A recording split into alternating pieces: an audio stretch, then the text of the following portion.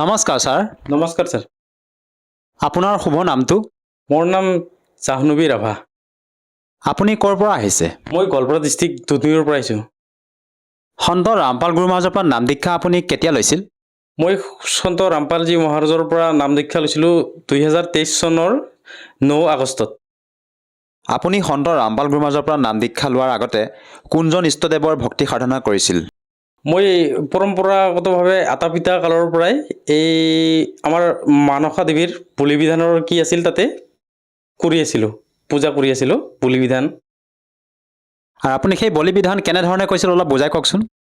তেতিয়া আমাৰ আতা পিতা কালৰ পৰা যেনিবা আমাৰ মনসা দেৱীৰ এটা থান আছিলে, তাতে আমি বছৰে এটা ছাগলী বলি দিওঁ, সেইটোৱে দিছিলোঁ আৰু পৰম্পৰাভাৱে।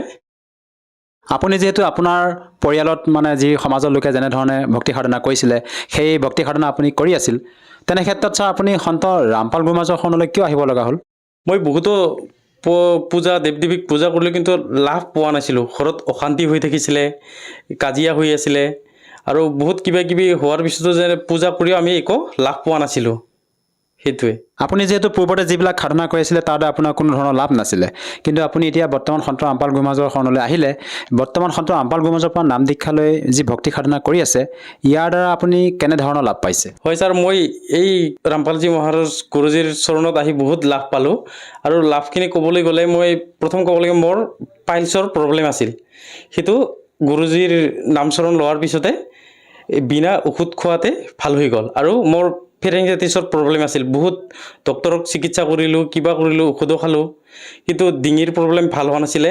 ঠাণ্ডা পানী খাব নোৱাৰিছিলোঁ আৰু বিজলুৱা বস্তু একো খাব নাপাইছিলোঁ, কিন্তু গুৰুজীৰ চৰণত অহাৰ লগে লগে মোৰ সেইবিলাক বেমাৰ দূৰ হৈ গ'ল। আৰু এটা লাভ ক'বলৈ গ'লে, মই এদিন আমি চিৰাং নামদান কেন্দ্ৰত আহিছিলোঁ, 14 চকীয়াত কণ্টেইনাৰে পিছফালৰ পৰা গাড়ীত খুন্দিয়াই দিল, কিন্তু আমি গাড়ীত উঠি থকা মানুহবিলাকে একো গমেই নাপালোঁ মোৰ গাড়ীত যে পিছফালৰ পৰা ইমান ডাঙৰ গাড়ী খুন্দিয়াল। সেইটো এটা বহুত ডাঙৰ লাভ। আৰু আপুনি যিহেতু জনালে যে সন্ত ৰামপাল গুৰু মহাৰাজৰ পৰা নাম দীক্ষা লোৱাৰ পিছতে আপোনাৰ পাইলছ ৰোগ যি আপোনাৰ আছিল, সেই পাইলছ ৰোগৰ পৰা আপুনি পৰিত্ৰাণ পাইছে, আৰু যি আপোনাৰ সেই বেমাৰ আছিলে তাৰ বাবে আপুনি ডক্তৰৰ কাষলৈ গৈছিলনে? আগতে বহুত ট্ৰিটমেণ্ট লৈছিলোঁ, কিন্তু মই একো সুফল পোৱা নাছিলোঁ। পিছত কিন্তু গুৰুজীৰ চৰণত যোৱাৰ পিছত মোৰ সেইবিলাক বেমাৰ দূৰ হৈ গ'ল। হয়, আচলতে এইটো কেনেকৈ সম্ভৱ? এজন সন্তৰ পৰা নাম দীক্ষা লোৱাৰ পিছতে আপোনাৰ সেই ডক্তৰে ঠিক কৰিব নোৱাৰা যিটো ৰোগ, পাইলছ ৰোগটো আপোনাৰ নিৰাময় হ'ল, এইটো কেনেকৈ সম্ভৱ ছাৰ? ছাৰ, এই গুৰুজীৰ আমি যোনটো সৎভক্তি আমি আগতে সৎভক্তি কৰা নাছিলোঁ, কিন্তু গুৰুজীৰ চৰণত যাই আমি সৎভক্তি শাস্ত্ৰ বিধিমতে কৰি সেইটো লাভ পালোঁ। যিহেতু আপুনি সন্ত ৰামপাল গুৰু মহাৰাজৰ পৰা নাম দীক্ষা লৈ লাভ পাইছে আপুনি শাৰীৰিকভাৱে, আৰু আমি আপোনালোকৰ গুৰু সন্ত ৰামপাল গুৰু মহাৰাজৰ ভক্তসকলৰ যেতিয়া অনুভৱ শুনো, তেওঁলোকে মত ব্যক্ত কৰে যে সন্ত ৰামপাল গুৰু মহাৰাজৰ পৰা নাম দীক্ষা লোৱাৰ পিছত বিভিন্ন ধৰণে লাভ পায়। আপুনি এই যি আপোনাৰ পাইলছ ৰোগৰ দৰে মাৰাত্মক ৰোগৰ পৰা পৰিত্ৰাণ পালে, ইয়াৰ উপৰিও আৰু পাৰিবাৰিকভাৱে আপুনি অন্য কিবা লাভ পাইছেনে? হয়, পাইছোঁ ছাৰ। আগতে ঘৰততো অশান্তিয়ে হৈছিল, কিন্তু গুৰুজীৰ চৰণত অহাৰ পিছত আমাৰ হাই কাজিয়া একো নাই, আৰু এতিয়া বহুত শান্তিত আছোঁ, যিটো মই ভাষাৰে ক'ব নোৱাৰিম। গুৰুজীৰ নাম দীক্ষা লোৱাৰ মৰ্যাদাত থাকি মই এতিয়া বহুত সুখী, আৰু ঘৰত বহুত সুখী আৰু চবেই। ছাৰ, আপুনি যিহেতু আপোনাৰ অনুভৱ দাঙি ধৰিছে যে আপোনাৰ যি পাইলছ ৰোগত যি আপুনি আক্ৰান্ত হৈ আছিলে, সেই পাইলছ ৰোগটো আপোনাৰ ঠিক হ'ল, কিন্তু এজন সন্তৰ পৰা নাম দীক্ষা লোৱাৰ পিছতে আপোনাৰ সেই পাইলছ ৰোগটো ঠিক হ'ল।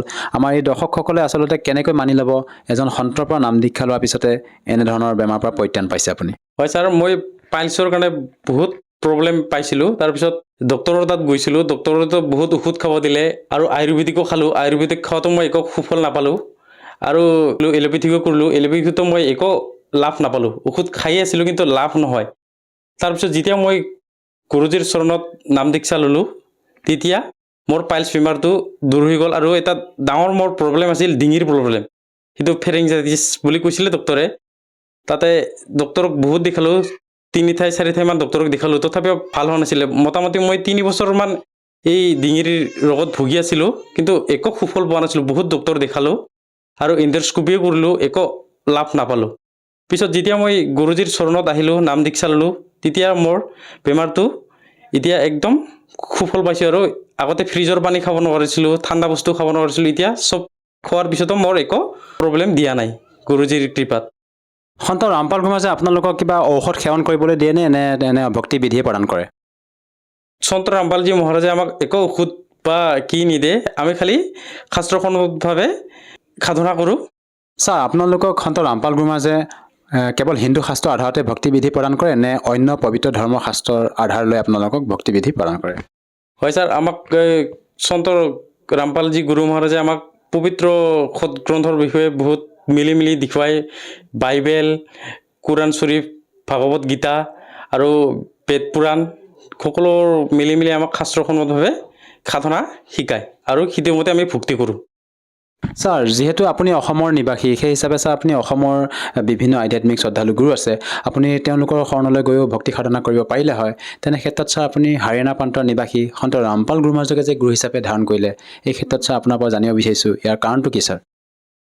মই পবিত্ৰ পুস্তক আমাৰ জ্ঞান গংগাখন পঢ়ি গুৰুজীৰ বহুত কিবা কিবি দেখা পালোঁ তাতে, আৰু শাস্ত্ৰ খুলি যে আমাক দেখুৱাইছে তাৰ পৰা জ্ঞান আহৰণ কৰি মই গুৰুজীৰ চৰণত আহিলোঁ।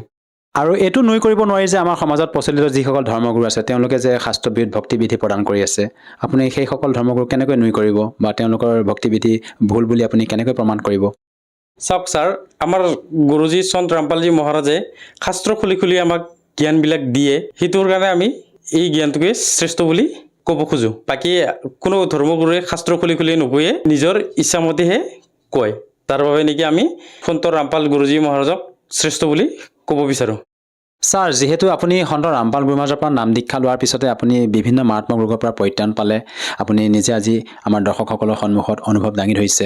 গতিকে যিসকল দৰ্শকে আজি আপোনাক টিভি স্ক্ৰীণত প্ৰত্যক্ষ কৰি আছে, তেওঁলোকক আপুনি কি বাৰ্তা দিব বিচাৰে যাতে তেওঁলোকেও সন্ত ৰামপাল মহাৰাজৰ পৰা নাম দীক্ষা লৈ উপকৃত হ'ব পাৰে? হয় ছাৰ, বাৰ্তানো কি দিম, মই আপোনাক সকলোকে প্ৰাৰ্থনা জনাওঁ। মই যেনেদৰে গুৰুজীৰ নামচৰণ লৈ বহুত লাভ হ'লোঁ, পাইলছৰ বেমাৰ আৰু ফেৰেঞ্জাইটিছ, বহুত ডক্তৰক দেখুৱাই ভাগৰি পৰি গৈছিলোঁ, জীৱনৰ একদম হাৰ মানি গৈছিলোঁ। বেমাৰ বহুত চিকিৎসা কৰাৰ পিছতো যেতিয়া ভাল নহয়, মানসিকভাৱে ভাগৰি পৰে। আৰু মই যেতিয়া গুৰুজীৰ চৰণত আহিলোঁ তেতিয়াৰ পৰা মোৰ বেমাৰবিলাক আঁতৰি গ'ল আৰু ঘৰৰ ঘৰুৱা বেমেজালি সেইবিলাকো আঁতৰৰ হ'ল। প্ৰাৰ্থনা জনাওঁ আপোনালোকেও আমাৰ গুৰুজীৰ চৰণত আহি নিজৰ আত্মকল্যাণ কৰক। আৰু এটা কথা ক'ব বিচাৰোঁ, যদি আপোনাৰ কাৰোবাৰ যদি ঘৰত এনেকুৱা বেমাৰ বা নিজৰ কিবা বেমাৰ হৈ আছে, যদি ডক্টৰৰ ওচৰত যায়ও একো সুফল পোৱা নাই, তেতিয়াহ'লে আপোনালোকে কৃপা কৰি গুৰুজীৰ সৎসংগবিলাক চাই, শাস্ত্ৰ খুলি যি দেখায় সেইবিলাক ভালকৈ মনোযোগ দি শুনি চাই আপোনালোকেও গুৰুজীৰ চৰণত আহিব পাৰে আৰু নিজৰ আত্মকল্যাণ কৰিব পাৰে। মোৰ এইটোৱে ক'ব লগা।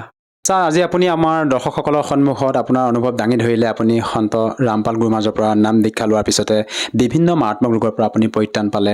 যদিহে কোনো লোকে সন্ত ৰামপাল গুৰুমাজৰ পৰা নাম দীক্ষা ল'ব বিচাৰে, সহজভাৱে কেনেকৈ ল'ব পাৰিব? হয় ছাৰ, আজিকালি সন্ত ৰামপালজী গুৰু মহাৰাজৰ নাম দীক্ষা লোৱাৰ কাৰণে অতি সহজ।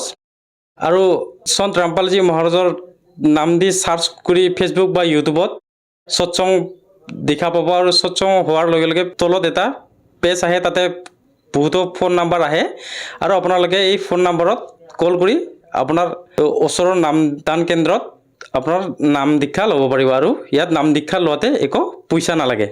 ধন্যবাদ থাকিল ছাৰ। সৎ চাহেব।